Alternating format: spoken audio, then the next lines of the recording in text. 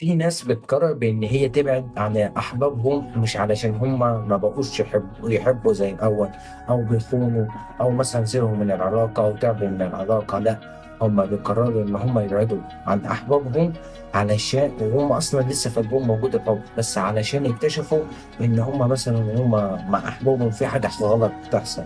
يعني مثلا أنت يا راجل، يعني لما تيجي تكلم البنت على الواتس، تيجي مثلا تكلمها فون، تيجي تخرج معاها، في حاجة غريبة بتحصل لك، ضميرك بيأنبك في حاجة غريبة بتحصل لك، حاجة غلط.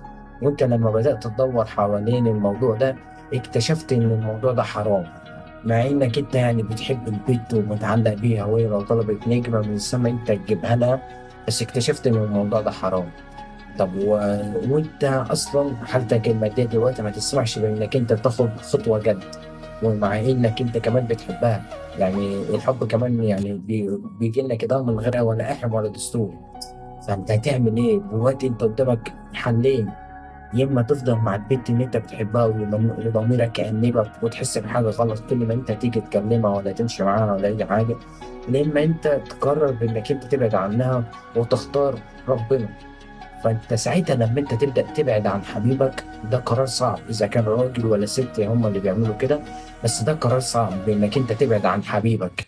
انت متخيل انك انت بتحب حبيبك حب ما يتوصفش، وتقرر بانك انت تبعد عنه رغم ان هو لو طلب منك نجمه من السماء انت تجيبها له، وعلى قلبك 100 فل 14، بس انت قررت بانك انت تبعد علشان اكتشفت ان الموضوع ده حرام.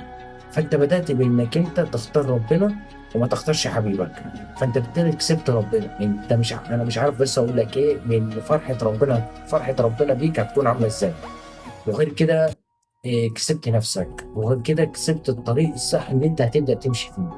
معظم الناس لما بتيجي تاخد القرار ده الصعب ده، بيبداوا في لما خلاص خدوا القرار، قرروا ان هم يبعدوا عن اللي بيحبوهم، مع انهم هم لسه بيحبوهم، بس هم قرروا يبعدوا كل حاجه. بس عملوا كده علشان حرام ان هم اختاروا ربنا. معظم الناس اللي هم خدوا القرار ده، بعد ما خدوا القرار بيبدأوا يلاحظوا إن هم مش قادرين يذاكروا، مش قادرين يشتغلوا، مش قادرين يطوروا من نفسهم. حياتهم متبهدلة بمعنى صح. اللي عايز أفهمه لك إن باب الوجع لسه مفتوح، لسه ما اتقفلش. فبمعنى صح، هون على نفسك. هي مسألة وقت مش أكتر.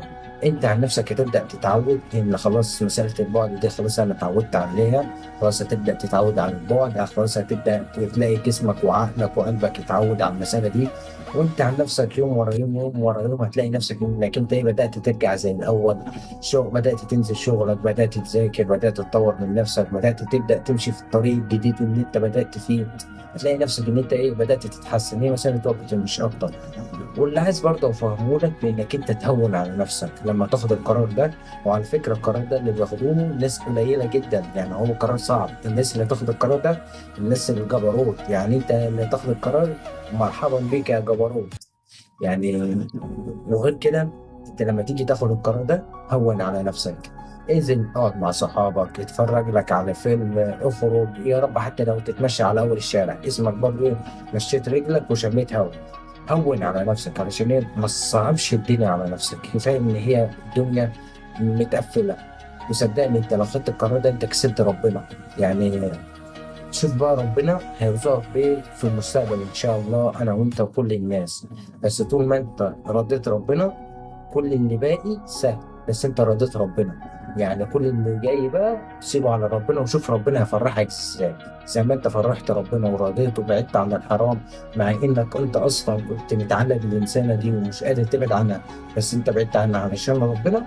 فشوف ربنا بقى هيكرمك ازاي في حياتك اللي جايه. وبس ده اللي انا كنت عايز اوصله لك النهارده. سلام.